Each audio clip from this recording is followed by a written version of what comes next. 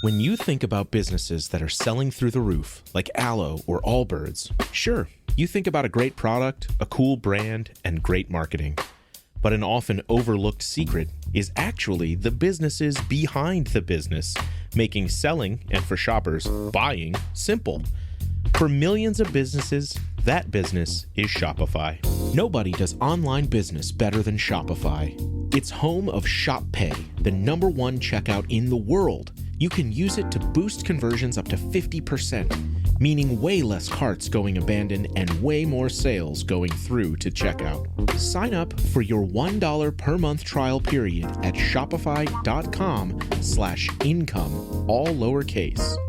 Go to shopify.com/income to upgrade your selling today. That's shopify.com/income.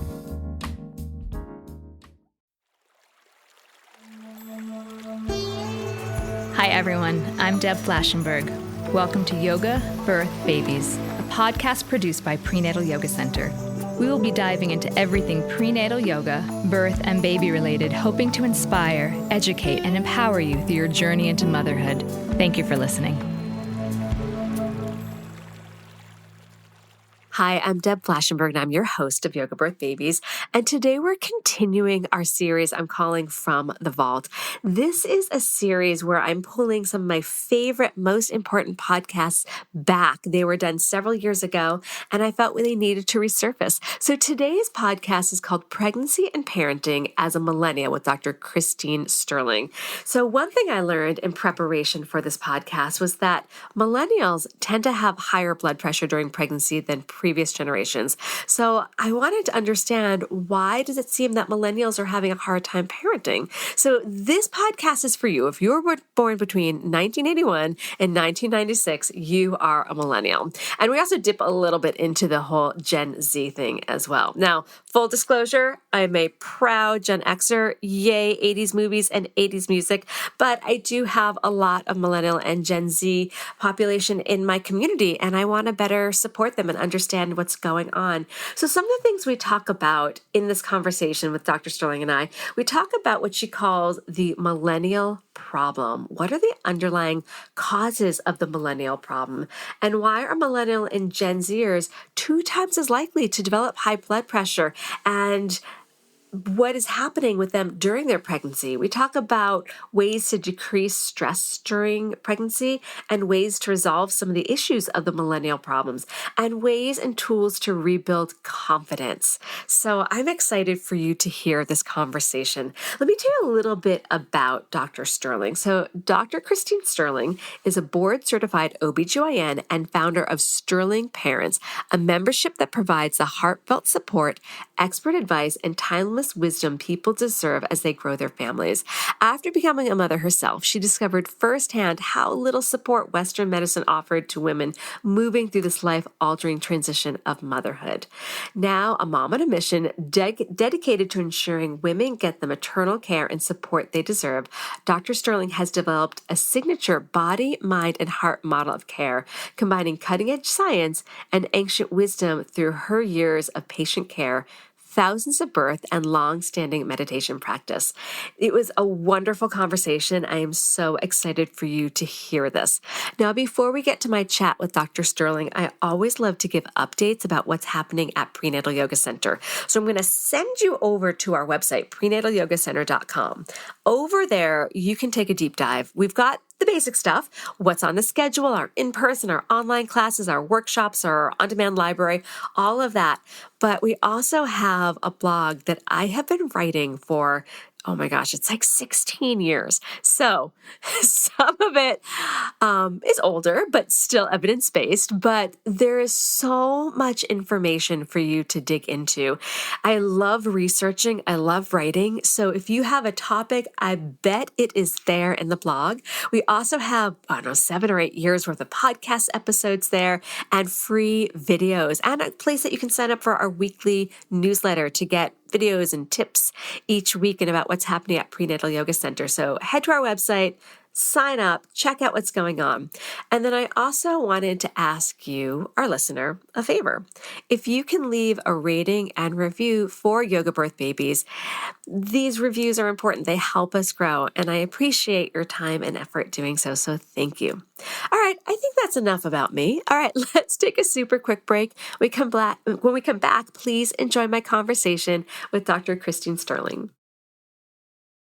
How do you top your love for your cat? With a cascade of decadent savory gravy over a mouth-watering mousse pâté. Fancy Feast gems. 2 gourmet pâtés in one convenient pack. Simply peel and plate to reveal a pyramid shape that makes eating delightful and pamper her with an experience as extraordinary as she is. Turn the everyday into the extraordinary with Fancy Feast gems. Hi, Dr. Sterling. How are you? I'm good. I'm so happy to be here. Thank you. And thank you for your time. So I have been aware of you and your work, but when I started to look at your podcast and I saw the one podcast you had about pregnancy and parenthood being difficult as a millennial, I was like, I'm all about that, because I will be totally honest. I am not a millennial. I'm a touch older. So, but my students are millennials. So I thought, what a great way to better understand the needs of the people I'm working with. But then also, I think there's so many millennials that want to know about this. But before we dive into that, I'd love to learn a little bit about you. Yeah. So I am a board certified ObGyn. I am a mom of 3. I have a 5-year-old, I have a 2.5-year-old, and I have a 6-month-old, and I'm going on 7 months. And I'm really passionate about really raising awareness and helping people with the invisible load of pregnancy and postpartum. And it's the kind of the emotional and physical stress that comes along with the reproductive journey and becoming a different version of yourself, you know?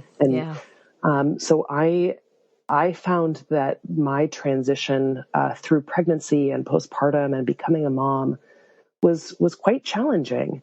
And I thought, you know, with all the resources I have, all the knowledge I have, all the support I have, if it's difficult for me, then it's really difficult for other people who don't have all the privileges and advantages that I have. So I am here to spend my life helping people kind of relieve that stress and that invisible load, and some of it very visible load from the reproductive journey. Oh, that's so selfless and so wonderful. So thank you on behalf of all those going through that journey. Thank you for putting that out there and for holding that space for them. Oh, of course. Yeah. So, all right, let's start jumping into the millennial stuff. So I actually had to look it up. So let's define the millennial years. Yeah, so I am an elder millennial. It depends on where what sources you look, right? But I'm an elder millennial. So I was born in 1985. So some cutoffs have it, you know, the 1980 to the mid 80s is where it starts, and then stopping in the 90s, like the mid 90s. And then you have Gen Z who's starting to have babies now too, who is experiencing very similar problems to the millennials. I think it's a slightly different flavor, and we can get into that if you want. Yeah, absolutely. You know, the thing about millennials is that we had a lot of stresses at key transition points in our life. You know, if you're American, 9/11, the 2008 recession, credit crisis, job issue, right when we were kind of launching into adulthood. And then as we became parents, the pandemic. And so I think that we are a generation that is really searching for certainty and security. And we do that through research a lot of the times. You know, when we have questions, the first thing we think is I'll pull out your phone, get onto an internet search bar of on some, you know, whether it's Reddit or Google or, you know, now TikTok or YouTube or, you know, Instagram, and you're coming to my page. We are looking for information to make the best decisions. But part of that problem, and part of this problem is that there's so much information now, and we go straight to that information, and we don't really ask ourselves first. And so it creates this whole dynamic where we're kind of consuming a lot of information, but we don't really know what's in alignment for us because we're not asking ourselves. And that's a skill that takes time to practice. And, I find that this is something that this happens, this is things that millennials and Gen Z do before they become parents. But when you start trying to conceive, when you get into pregnancy, suddenly the stakes are a lot higher, and this need to know it becomes a much deeper thing. Like, you're not just packing for your first trip to Europe. You are trying to make decisions about trying to conceive and pregnancy. And there's another person that you care a lot about who's involved in these choices. So the stakes get higher. Yeah.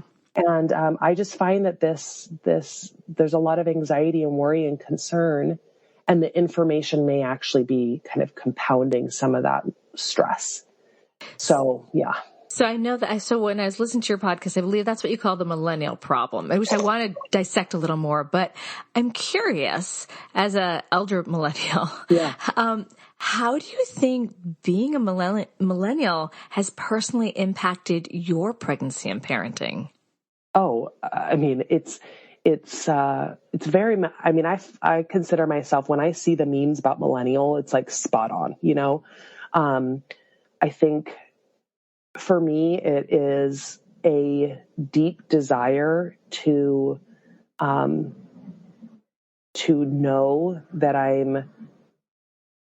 at the beginning, it was to know that I'm doing the right things. Now, because I've been on this journey of really examining what that means, and I've learned that it needs to be the right things for me and my family. So I've been on a journey to really getting in touch with my intuition and with my values and keeping those at the center. But at the beginning of that journey, it was really wanting to know the right decision. And that was a lot of added stress, not understanding how to get at the right decision for me and my family and not what everybody else says. Right. I could imagine the anxiety of wanting to do it right. But there is no right way. And that can be hard because we just want to do all the right things. And you're like, but what is the right thing? Yeah. Especially in pregnancy, because a lot of people think that there must be a right way in pregnancy. And I tend to, I have, people ask me questions all the time, like, what's the right way to sleep? Like, what's the right sleep position in pregnancy? And I'm like, that's actually, if you go to some people, you read online, you're probably going to hear, oh, you need to lay on your left side. I have a much more nuanced answer to that question, because there's a lot more than there is not. Very few things are there one right way to do it, even in pregnancy. Yeah, no, that makes sense. And then I guess part of resolving some of the problem is recognizing there is not a right way. But if you've been brought up, again, maybe I don't totally understand the millennial idea, but if you've been brought up to think there can be a right way, recognizing that there's not, I could see that also creating a sense of bursting a bubble and anxiety. 100%. That's why I'm a big fan of, really simplifying things for people, because I don't want to burst a bubble and then not tell you how to do it in a better way.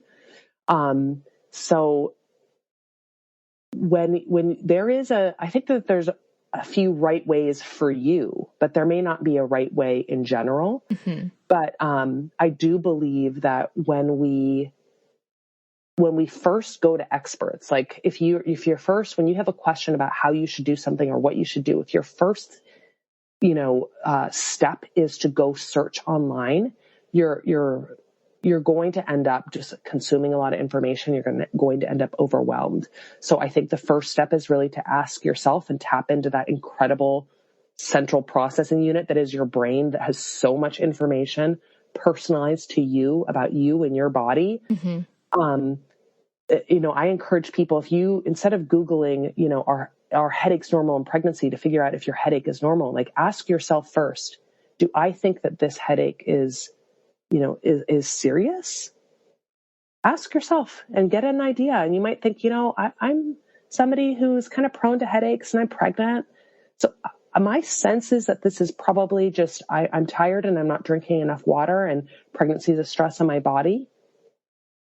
So you get some sense of like what you think first before you go and look for information to kind of fill the gaps. Yeah, because sometimes we can go, I call it Dr. Google, it can get very scary. Yes.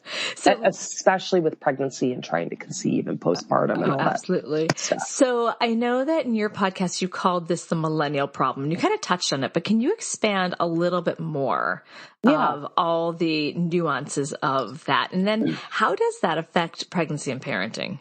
Yeah. So there's a few different ways to kind of look at this. The millennial parent problem, the way that I think of it is that there's a lot of information overwhelm first. There is, we are so engaged in information gathering in our phones, in our computers, that oftentimes we have a complicated relationship with our own mind and mental stillness. Mm-hmm. We do a lot of kind of comparison to other people because, again, we're trying to do it right. And so a lot of times we're like, okay, well, what is everybody else doing? And that is actually something that is part of human nature. Comparison is a core to our human nature. It's a survival instinct in many ways, because comparison allows us to know if we fit in with a group. And human beings are safe in groups. And so we are always comparing ourselves to make sure we fit in, because it's scary to be in the forest by yourself at night. But if you're with, 5 other people, you're camping and it's a good time. So we like to compare ourselves to make sure we're fitting in, make sure we're safe. But when you are comparing yourself to literally all of the hundreds of people on the internet, that can be problematic because they're two-dimensional. You don't actually know them in real life. You don't know what their real life is. And then finally, we have this, and I think this is kind of like the hallmark of the millennial, is this pressure to do more all the time. Even when we're exhausted, we feel like we should be doing more. So that is really I think that's a millennial problem. It becomes a problem in pregnancy and parenting, but I think we have it even before we become parents. And then there is something that I've been talking about more recently, because I am seeing this also in Gen Z as well, is it's basically the same thing, but it's pregnancy, what I call pregnancy associated uncertainty syndrome, which is the same, in its essence, the same thing as the millennial problem, but more specific to what it looks like in pregnancy. And so we can talk about that if you want. If not, yes. I want to hear more about that. So pregnancy associated uncertainty syndrome is something, it is a diagnosis that I created to describe a phenomenon that I am seeing over and over again. I saw it in my patients. I see it in the members that in my community. And essentially at the core of this, what I call PAUS, pregnancy associated uncertainty syndrome, is this deep desire to do what is right for yourself and for your baby. And that is a beautiful, beautiful thing. You want to be the best and do the best as a parent and as a pregnant person. What that does is that triggers this desire to kind of learn and to research what the choices that you're making for your pregnancy, in your parenting. And when we want to learn and we want to research and we want to know, we go and we go to the online space, and we inevitably come across conflicting information, issues about trustworthiness of the information we're consuming, an overwhelm of information. And what that does then is we have this deep desire to know. We try to learn, but we get different answers, and we can get some, especially in pregnancy, some kind of scary information. And what it does is it puts us into this kind of second guessing of, well, I don't know, I didn't think that source was like not totally legit, but I'm what they said is scary, and now I'm kind of worried about it. So we're second guessing the information and our decisions. And we we end up doing, again, a lot of comparison to, okay, well, what are other people doing at their pregnancy? How are other people's pregnancy going? It's different than mine. Is that okay? And it's this whole mental weight of uncertainty that a lot of people are carrying through their pregnancies, and they're doing frequent symptom checking online, checking frequently, is this safe online? Worried that they have a lot of questions, but they're worried about bringing those questions to their provider because they're worried about being that patient, right? The anxious patient. They don't want to be labeled. And it all comes from a combination of evolutionary pressures, a broken healthcare system, and then the information age. And it comes together and it creates this pregnancy-associated uncertainty syndrome. And it's a lot of weight for people to carry. I'm finding this so interesting. So even though I'm very much a Gen X, I had my kids later. So I'm also what we would call it. It's awful. I was called a geriatric pregnancy. Horrible, horrible name. But an older mom. So while I'm older, I can see a lot of what you're saying as how I was pregnant and currently raising my kids. And in a way, even though my age is older, I'm raising my kids alongside millennials because of that. So I'm listening to this. I'm like, I don't think it's just millennials. I think it's really where we are as a society raising kids at this time. And that's why I moved away kind of from the millennial name. Like I was like, oh, this is a millennial thing, because that's who was having babies, right? Right. So exactly. I just happened to have mine when most millennials were. Yeah, exactly. But now Gen Z is having babies, and I'm on TikTok with Gen Z, and they're telling me the exact same things. They're sending me the same messages. So I'm like, oh, we got to get away from calling it the millennial, because then we're making people feel like, oh, there's something wrong with me. I'm not a millennial and I'm feeling this. So I'm like, all right, so the description of the pregnancy associated uncertainty syndrome, which then becomes the parenting associated uncertainty syndrome, it's both pause, right? Is very much a function of our time, So would you say it's more our society and the massive overload of information at our fingertips, that's the underlying reason? Or do you think there's even, it goes deeper? I think it's really the combination of three things. So one, it's an evolutionary drive. And that's why I love that the acronym for this syndrome is PAUSE. I do too, because I'm like, because that's what we need to do. We need to take a pause and breathe and ground. I was tickled by that. And the reality is that there is an evolutionary drive in us.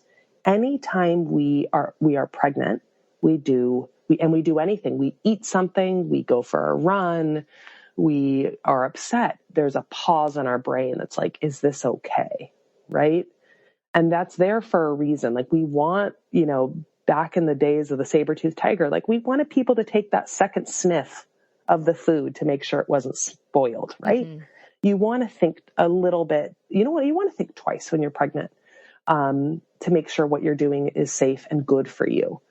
So there is that pause that's kind of built into pregnancy that has an evolutionary advantage to us, to avoiding unsafe things in pregnancy. When you are in a broken healthcare system in which you do not have enough access to expertise, you don't have enough access to your OB provider, you have these really short 10-minute appointments. And I hear from people all the time, 10 minutes, I get 2 minutes, 10-minute appointments. And this is a function of the healthcare system. I'm never bashing OB providers as individuals, because I was part of the system too. And it sucks on our end as well. You have these really short prenatal appointments. You don't have enough access to expertise, and you don't have enough real support for the real stresses and worries and concerns of pregnancy. Because remember, this was built by white men who had never been pregnant and didn't really care about women and their actual problems. So it's built to keep the pregnant body and the baby safe, but the prenatal care system was not built to actually support and take care of, you and your problems. That's why we don't prepare people properly for birth and for actually having a baby. With midwives personally. Yeah. And listen, I had midwives too. Some of the issue is that the access to midwives is not equitable. Very challenging, and it is a privilege for many. I recognize that. Exactly. Yeah. So we have broken healthcare system, so you don't have access to the expertise and the time and the emotional support that you need. And then you have an information age. So how do we fill the gaps in our broken system? Mm-hmm. We fill it with the internet, right? And that can be beneficial, right? I actually built a support system I actually fixed this problem through the internet and through an online community. However, the kind of the wild, wild west of the internet can be a very scary place. The free mom groups can be a very scary place. The Google search bar can be can have scary information there. So, it's that aspect of it. Information age is a double-edged sword, and you have to be careful how you patch the holes in your support system, because not all of the patches are equal. A lot of the patches are kind of trying to fix if you think of the prenatal care and postnatal care system as a bridge, it's kind of like trying to use some Scotch tape over these gaps. It is not particularly helpful. That makes a lot of sense. And you also just explained it in a really comprehensive way. Okay, we're going to take a quick break, but when we come back, let's dive a little bit more into the millennial Gen Z, because I found some articles I thought that were really interesting that talked about the stress levels. All right, so we got to explore that. So we're going to take a quick break. We'll be right back. The family that vacations together stays together. At least, that was the plan. Except now, the Dastardly desk clerk is saying he can't confirm your connecting rooms. Wait, what? That's right, ma'am. You have rooms 201 and 709. No, we cannot be 5 floors away from our kids. The doors have double locks. They'll be fine. When you want connecting rooms confirmed before you arrive, it matters where you stay. Welcome to Hilton. I see your connecting rooms are already confirmed. Hilton, for the stay. This episode is brought to you by Nature's Bounty. Nature's Bounty believes your body is brilliant, naturally designed to thrive, inside and out. For those always looking for new ways to support your health from head to heels, Nature's Bounty has a range of over 400 vitamins and supplements born from 50 years of trust and care. Nature's Bounty. It's in your nature. Visit naturesbounty.com to learn more. Okay, we're back. So as I was preparing, because you do talk about using the internet to research, which I love research. I love evidence-based stuff. So I did find some articles, and let me see, here's my quote. Millennials and Gen Zers are 2 times as likely to develop high blood pressure during their first pregnancy than were baby boomers, even after accounting for their age during pregnancy. So what I'm wanting to know, and I don't know if you've read any of these studies, do you think that has to do with the stress levels? Because that's what I was thinking about, like the 100%. pressures. So let's talk about ways. Obviously, I'm a little bit more of an advocate of prenatal yoga, but are there other ways to decrease the stress levels during pregnancy? Because that's not a healthy thing to carry that kind of stress load.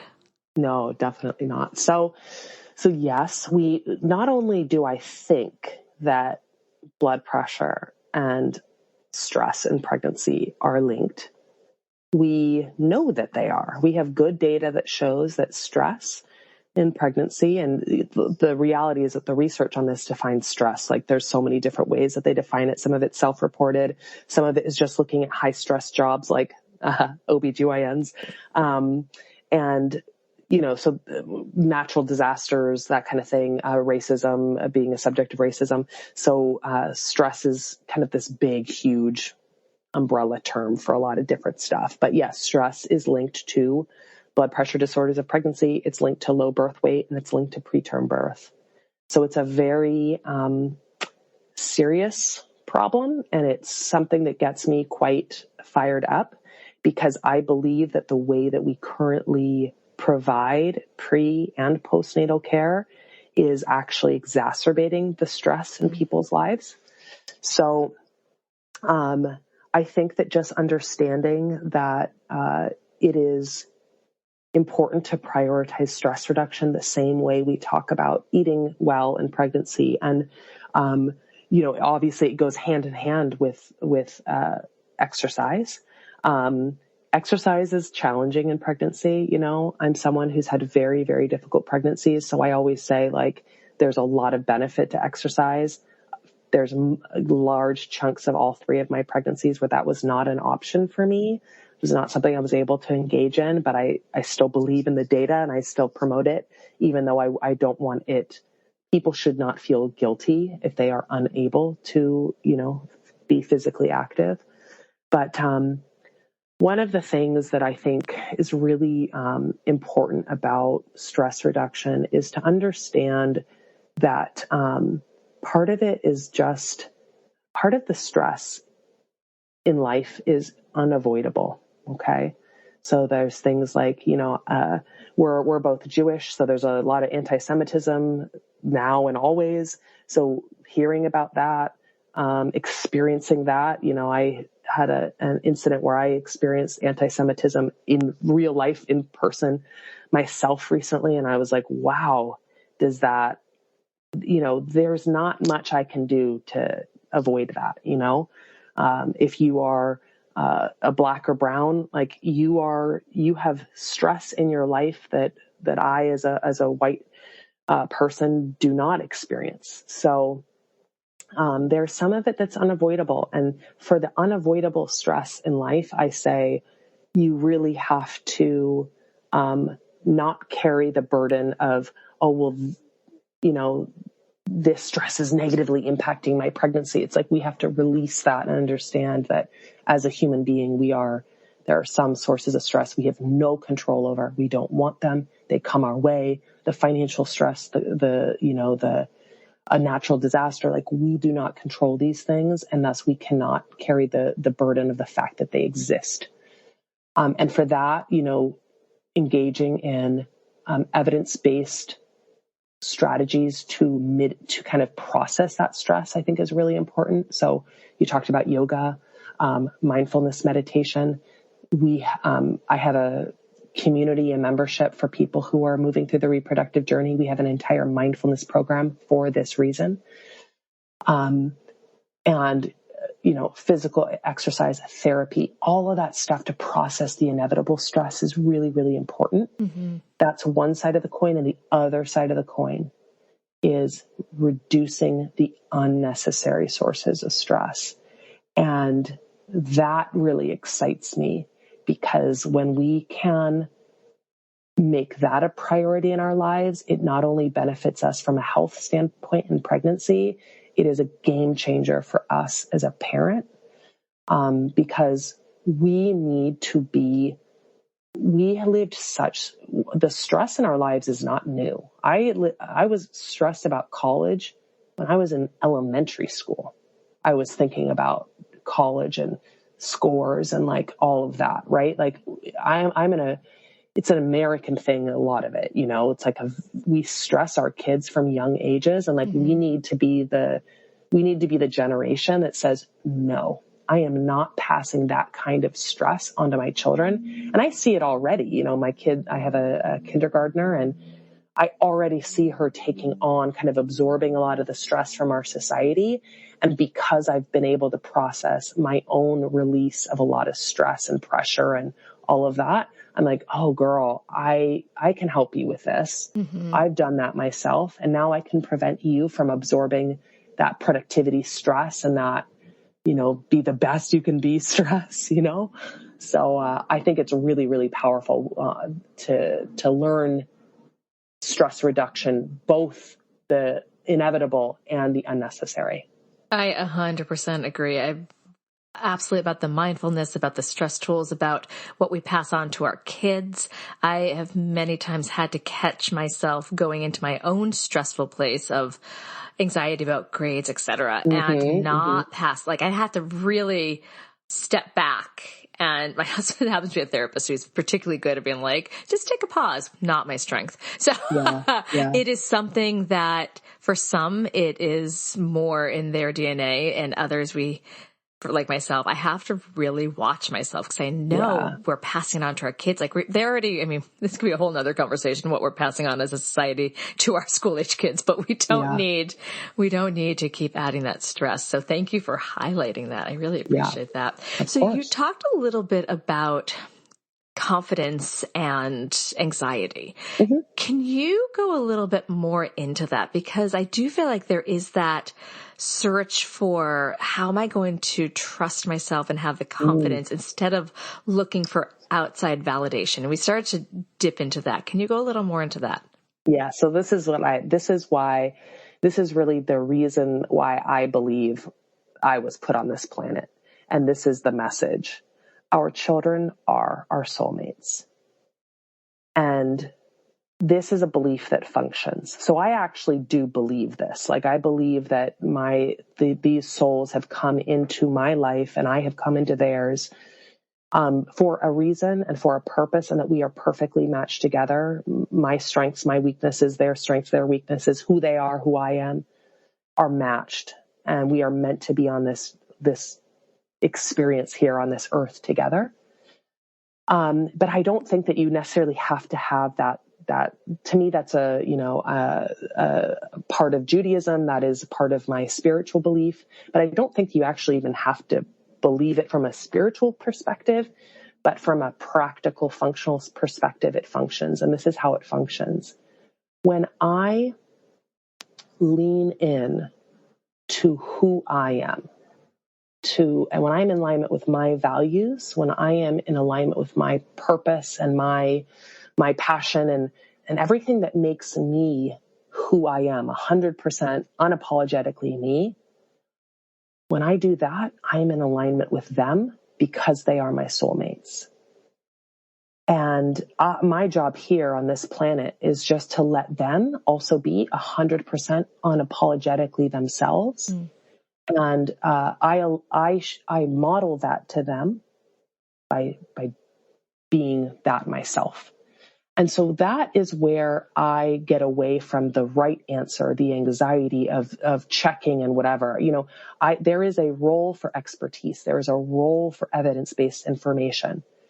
I see it as a piece of the puzzle, but it's not the whole puzzle. We are the ones who get to define where we plug that in. So I encourage my community and my members to really see stress reduction and getting, learning about themselves and practicing intuition as a way to get in alignment with themselves so that they can have confidence in parenting, because there's no one right way to solve a parenting problem. They're just, and a perfect example of that is I have a daughter who gets really stressed in the morning when she's getting ready for school. And I am not a very detail-oriented person. I'm not particularly good at details and organization. That's just not my thing. But I am really good at creating special experiences and times. So I create really great vacations and really great birthdays and stuff like that. And so when I saw her struggling with the morning time, I approached the problem that with my strengths in mind. I say, okay, I may not be great at being super organized every morning, but I am really good at creating experiences. So how can I approach our time together every morning as if this is a moment in time that I am crafting for her that's going to feel really relaxed, and I'm going to create a vibe and an atmosphere, just like I do at a birthday party, just, or at, when I'm having a dinner, when I've invited some girlfriends over. I love doing that. How can I bring that skill to our morning time so I can help create and that calm in her life? And so approaching it from that angle was oh, I can do that for her, even though I'm not a detail-oriented, super organized person that's oh, every morning it's, we do this in this order. That's just not me. So that's an example of how I believe that when I am able to support people through their reproductive journey and kind of help them relieve some stress and relieve some of that that invisible load, I am freeing them up to be in alignment with themselves and to discover themselves and to be the best parent that they were meant to be. That makes total sense. So they're finding their strengths and they don't need outside validation like this is the right way, because no one's going to know their strength other than themselves. And then use that to how does that relate to me as a parent supporting my child through this struggle? And again, no one else has that information. So you can't look online for it. You have to sit with yourself and that's hard for a lot of people. It's really hard. It's a muscle. It's a muscle and you get better at it. Yes. And trust me, that's something that I went through. I'm not telling anybody to do something that I did not have to do. I figured it out and stumbled and came to this realization, I think that everything kind of happens to us in our trying to conceive journey and our pregnancy journey. I think that it's all there to help us become the parent we were meant to be. And so my job as an ObGyn, when I went through it myself, I discovered like, hey, I actually have a much more important, I always thought of my job as like, okay, health of the pregnant person and the baby, that's what I'm here for. And when I went through it myself, I was like, oh, I have this whole other level of responsibility to help people kind of relieve these anxieties and these worries and these concerns, because they are on this journey to developing and becoming this parent. And it's this other level of the journey, right? This kind of like spiritual, personal development level that like I can help people with that too. I'm not going to tell you how to parent. Like I'm an ObGyn. That's not my job. And also goes back to that stillness and that pause, because one thing we talk about being on the yoga mat is that when we're there, our classes are 90 minutes for the most part. And that can be scary because you're really with yourself for 90 minutes, no phones, like that's a long time. And I always set the end of class, like be proud of yourself because it's really vulnerable to be with yourself and all the stuff. Even though I'm leading them through a class, they're still within their own mind for 90 minutes. And that takes a lot of courage to do that. And so I think the work you're asking people, it's important, but it takes a lot of courage. Yeah. And, I like to think of it this way. When I talk about it, I always talk about kind of like the big, huge picture stuff, because that's what gets me fired up. But in a practical sense, like for an example, I believe in very small, gentle growth in these areas. I don't believe that holding this idea of you being this like completely intuitive, in touch, like, fully actualized and realized parent. Like, I don't believe holding that up on a pedestal. Is that a thing? No, because we're all works in progress. So I like to tell my members, and we follow our members through their entire first year of their baby's life. And we help them take care of themselves while also taking care of the baby. And one of the things we do is we say, okay, we want you, they get new content every month, like these little bite-sized videos. And part of it is me saying, I want you to find a way that you can focus for the next 6 months on being kinder to yourself. Just one thing, and be very specific. And, it might be, I want to be more gentle when I look in the mirror. And that's it. That's all we're focusing on for 6 months. And we're trying to be 2% better at that. Just 2% better here and there.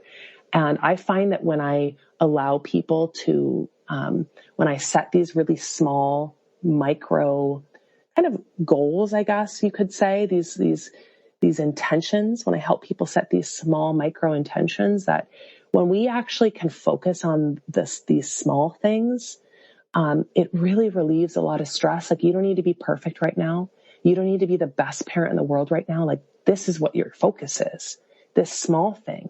And when we focus on the small, easily attainable, it infuses the rest of it. It makes the whole system better. It actually is hugely, it moves mountains, but it's too stressful to focus on like, oh, I need to be better in all of the ways right now. Like, so I'm a big believer in like very small intention plus attention and focusing on the 2% better. So how do you think, since you're asking for small change, which I think is much more attainable and digestible, how do you think social media plays a role in help about that can pull people away from the small steps? They can go online and feel like, oh my gosh, I should be this. Kind of go back to that comparison. How do you think that hits the challenges? I think of social media as a tool. I think it's like a hammer, right? You can use a hammer to build a home for Habitat for Humanity. You can use a hammer to hit someone over the head. So you have to look at it. To me, it's like, how am I using this tool? Is this tool benefiting me right now? Or is it not benefiting me right now? And that it's not like, it's each moment, truthfully, that's why mindfulness is so important, right? Being aware of what is my relationship with social media as I'm scrolling currently. It could be different 5 minutes from now. It could be different tomorrow. But right now, is this making me feel like sometimes you're on social media and you're like, I'm feeling seen and heard right now. Like I am listening to someone share some wisdom and they're dropping some truth bombs for me. And this feels really good. And other times it's like, oh, that person's kitchen is so clean and it's so much nicer than mine. And I'm feeling like, oh God, I still haven't gotten that faucet fixed. And I'm feeling like I'm behind. Okay, let's tune into that. And sometimes, a lot of the time, that is setting a boundary with your phone, turning it off and like saying, you know what, I'm not in a good headspace right now to be consuming that. Let me do something that feels really good. And again, focusing on small things, like what is going to make me feel 2% better right now. I like that. Yeah, I love the hammer analogy. We're going to take a quick break. When we come back, what is one final tip or piece of advice you would like to offer new and expectant parents? And you've already offered so much, so just take a beat and see what pops into your mind. We'll be right back. Finished training for the day? Time to fight post-workout fatigue with Core Power Protein Shakes. They're packed with 26 grams of high-quality protein to build muscle and electrolytes to help hydrate. The nutrition you need to help your body replenish, rebuild, and repair post-workout so you can power on to the next one. Champion your recovery with Core Power. Visit corepower.com to learn more. Okay, we are back. So you are coming from so many things. You're a parent of 3. You are an ObGyn. You've been leading a community of parents. Yeah. So what is the one final tip you'd like to offer?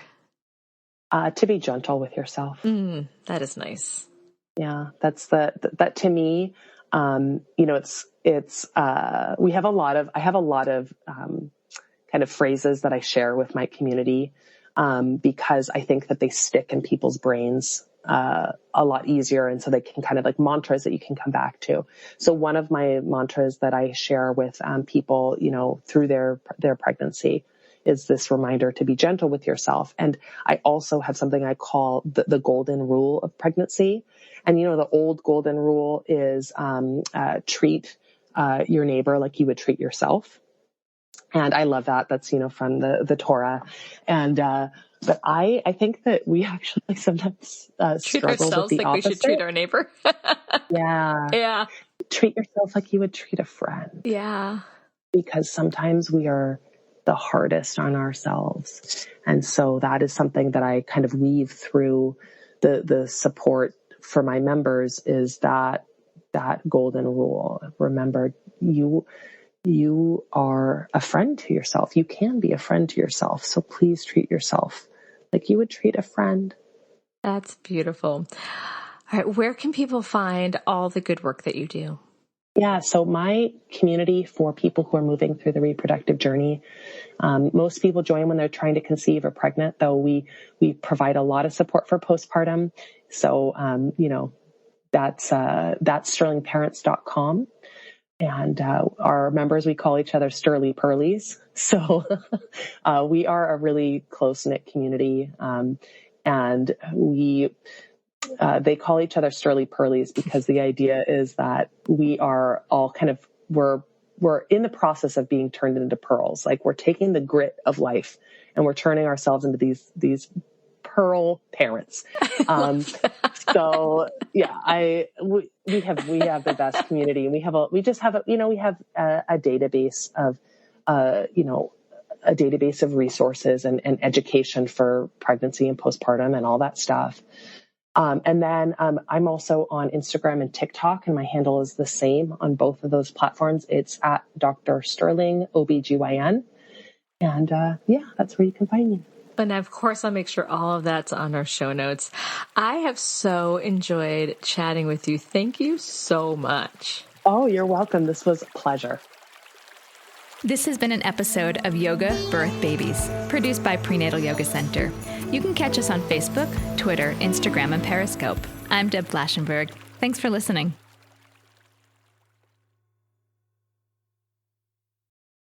Have you ever caught yourself asking, is that me or is that God?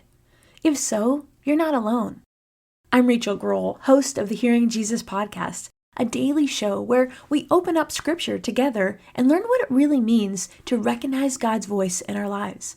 And I'm excited to share that my brand new book, Knowing God's Voice, debuted as the #1 new release on Amazon in Old Testament Bible study, even before launch. The book goes hand in hand with the podcast, giving you practical tools and encouragement to not just hear God, but to follow Him with confidence.